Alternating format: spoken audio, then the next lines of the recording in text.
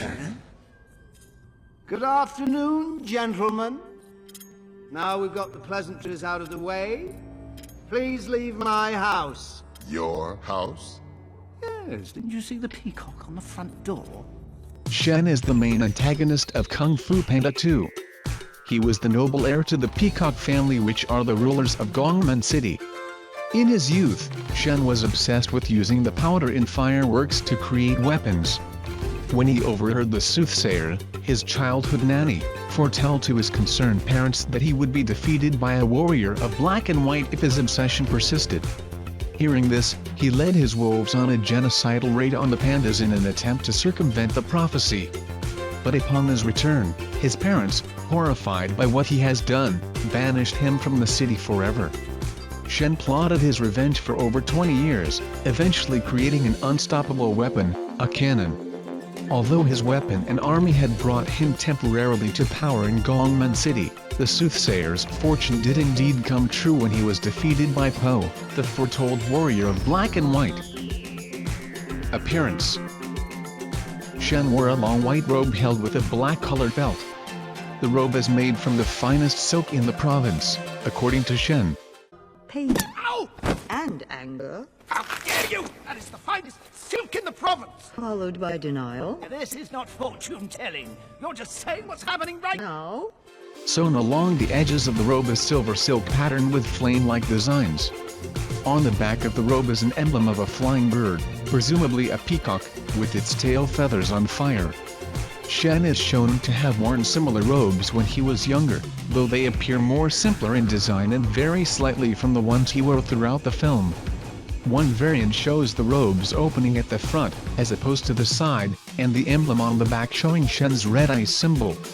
Another variant shows the robe's edges lined with plain, red-colored silk rather than silver, flame-patterned ones.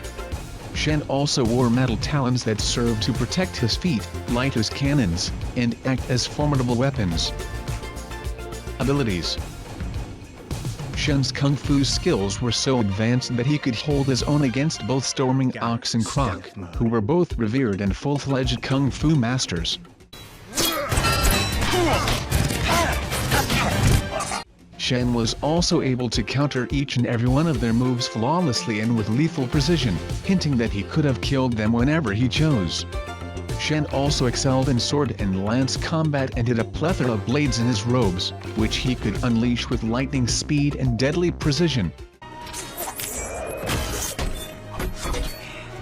Among the rest of his arsenal was his lance, which he was seen practicing with the most.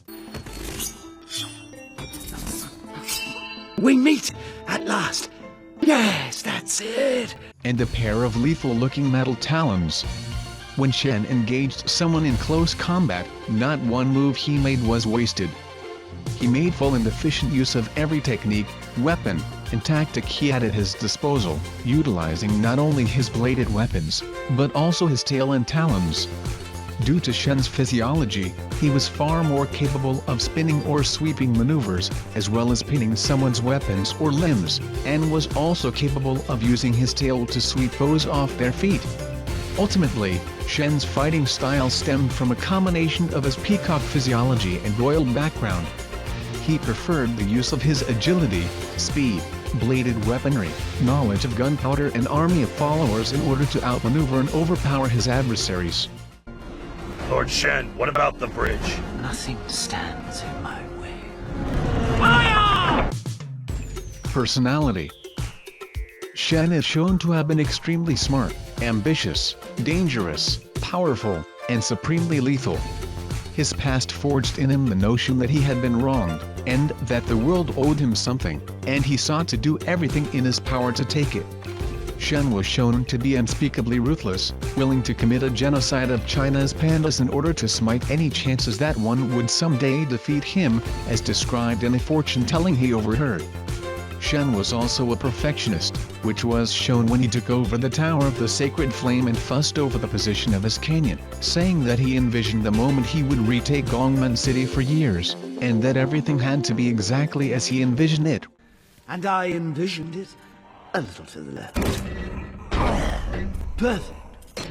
With the weapon by my a little bit more.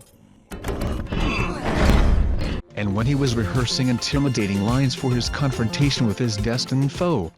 Greetings, Panda. At last we meet. Oh, no. We meet at last. Yes, that's it. Greetings, Panda. Which went to waste due to Poe's off-handed nature. Greetings, Panda. We meet at... Hey, how you doing?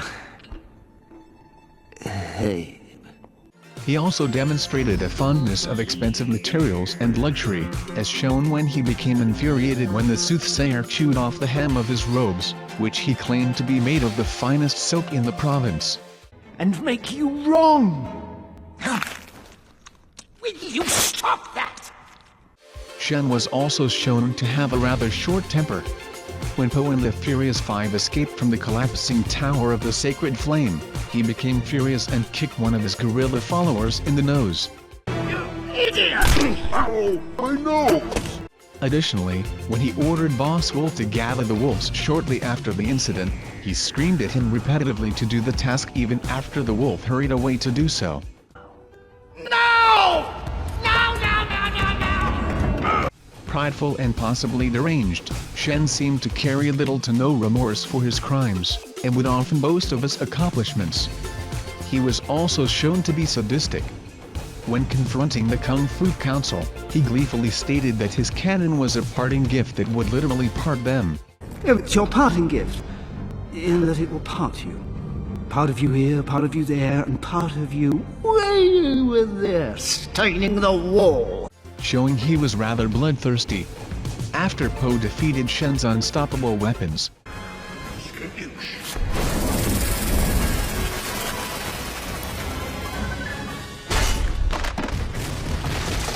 Shen tried his best to kill the panda, but accidentally sealed his own fate by slicing through the ropes that held up his cannon.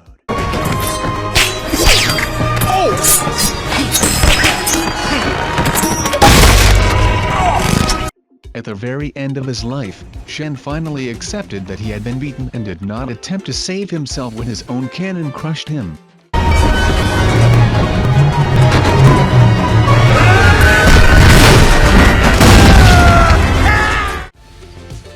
The list. Number 1. The name Shen translates into English as divinity, spirit, deity, or god, flame and deep thought. Number 2. The soothsayer asks him if conquering China and destroying Kung Fu will finally make Shen happy. A trivial sacrifice, when all of China is my reward. Then will you finally be satisfied? Shen is clearly shocked, never having considered what he'll do after he's done conquering and if it will even be worth everything he's lost, but is quick to push away his doubt. Number 3.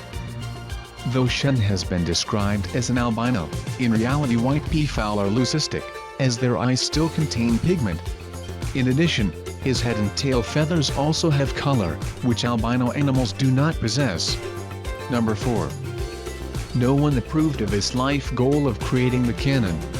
Not even his own parents, who then consulted a soothsayer, who then predicted that should he not turn away from his ambitions, he would meet his death at the hands of a panda. This spurred him into committing genocide, and he was exiled for it. If one takes into account his expanded backstory, it's even worse. Shen was born ill, and his parents were so ashamed they left him in the care of the soothsayer. This aspect can still be seen in the way Shen tolerates the soothsayer's attitude and when he lets her go. Number 5. Shen being born white is intentionally symbolic for his character as a villain, as white symbolizes death in Chinese culture. Number 6. In real life, white peacocks aren't actually albino, instead having a genetic mutation called leucism. But since real white peacocks have blue eyes and Shen has red eyes, it's likely that he was intended to be an albino in this setting. Number 7. Shen's fighting style shares similar qualities with Kai Li Fo, a Chinese martial art that uses a metal fan for defensive and distraction purposes. These qualities are represented in Kung Fu Panda 2 by the use of Shen's tail feathers, as well as his agile and circular movements. Number 8. Both Po and Shen have parental abandonment issues and are real animals likened to mythical beasts. Po the panda is the dragon warrior, while Shen the peacock is clearly meant to be a phoenix with his passion for fire. Both are nervous and unsure of themselves, having many a failed attempt at drama moment. Both are black and white animals and both fight using unconventional methods.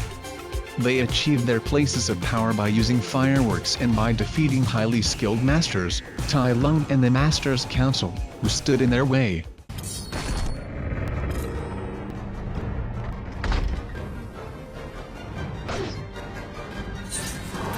Bluffing. You're bluffing! Shifu didn't teach you that. Nope. I figured it out. Skadoosh! Both their destinies were set in motion when the soothsayer predicted their eventual conflict, and both sought inner peace to deal with their tragic pasts. However, while Po was able to move on from the tragedies of his past, Shen was unable to do so, and found only defeat. Not that.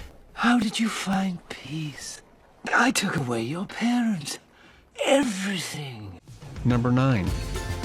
Whenever Po saw Shen's eye spots on his tail, it brought up traumatic experiences and would temporarily daze him, giving Shen the upper hand in their confrontations.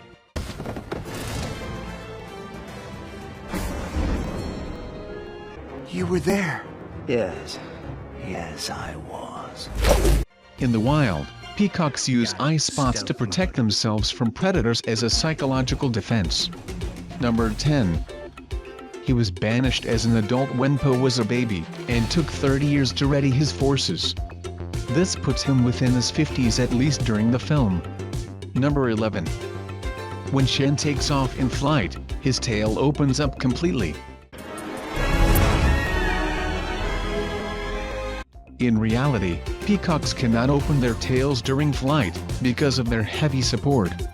Number 12. Peacock feathers symbolize vainglory, especially appropriate for Lord Shen. Unlike normal peacock feathers, however, his are white and red, for madness and death. Number 13. Shen's appearance and traits. His pure white coloring and evil attributes resemble those of Cao Kung, the priest of the White Lotus sect, an extremely xenophobic cult, and the main antagonist of the real-life Chinese folk hero, Wong Fei Hung, in the 1992 Hong Kong martial arts film, Once Upon a Time in China 2. Number 14. White is the traditional color of death in Eastern Asian cultures, which alludes to his health issues and villainy. In Wuxing, white is metal and red is fire. He has both as his weapons in the form of the canyon, which is even described by Shifu as it breathes fire, and spits metal. Rhino's horn defense is impervious to any technique. It was no technique. Lord Shen has created a weapon, one that breathes fire and spits metal. Given that red is associated with positive emotions like joy and luck in Chinese imagery, his red motif can also be seen as a distortion of his relationship with his parents. Number 15. In the West, white is obviously seen as the good color, while red is the good color in China. White is actually symbolic of death air. Add this to the fact that his name can be translated as divinity, his association with fire and the resemblance to the mythological Feng Huang, and you got yourself a heavenly monster. Number 16. Shen was originally created as a devious mayor for the first film, but was written out before production. Number 17. He was also rather kind to the wolves in his youth, which is what made them swear their loyalty to him. Of course, one could argue that this was all he was really after, as he's not so kind to them in the present. However, given his slow and gradual decay, it could also be argued that he once legitimately used to be a father to his men, at least before his villainous breakdown. Number 18. According to the director, Shen proved to be a great challenge to animate, so much that the complexity of the character was like that of doing 6 characters all at once. Number 19. Had Shen not killed the Panda village, his nemesis would never have had any reason to go after him, let alone become the Dragon Warrior. Number 20. An earlier concept of Shen's background mentioned him being born sickly due to his leucism or albinism. His parents were disappointed and had deemed him too weak and pitiful to deserve attention. The soothsayer was also mentioned to be Shen's nanny, but the ignorance his own family showed him was what drove the young peacock into his path of wickedness. Number 21. Poe confronts him 3 times throughout the film: tower, factory, harbor, before finally defeating him. Number 22. During production, Shen was going to have a given assassin designed to be a sidekick and henchwoman who was tasked to poison Poe at a dinner party. This character was eventually scrapped. Number 23. The wolf boss was originally going to be a crow, but the creators thought that would make him too similar to Shen. Number 24. Modeling supervisor Jason Turner has noted that Shen's tail has 4 layers of feathers. Each layer has 14 to 23 feathers on it, for a total of 70, and each feather is made of a shaft with 2 barbs alongside of it.